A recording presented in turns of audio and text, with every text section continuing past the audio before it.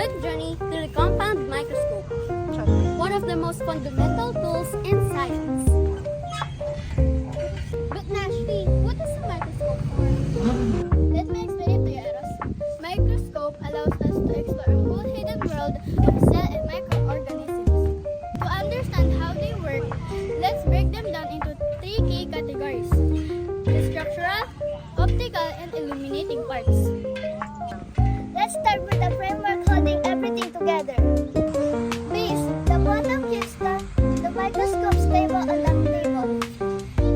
Arm, the curved metallic part that connects the head to the base. Stage and stage clip, the platform where you place your glass and held firmly into place by the metal clips. We use an adjustment knob located on the side. Force adjustment knob moves the stage up and down quickly for initial focusing under low power.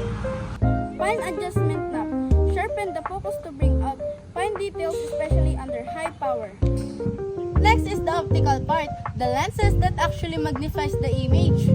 Eyepiece or ocular lens, the lens at the top of you look through, usually magnifying the image by 10 times. Revolving nosepiece, the rotating turret holding the objective lenses.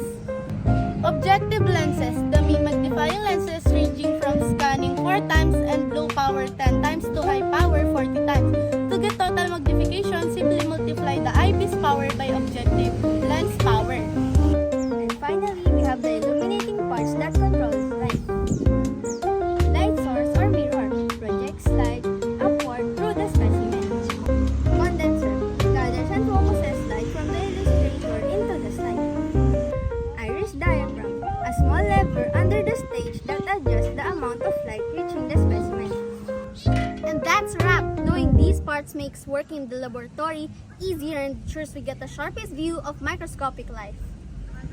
So keep exploring, stay curious, and always remember to handle your microscope with care.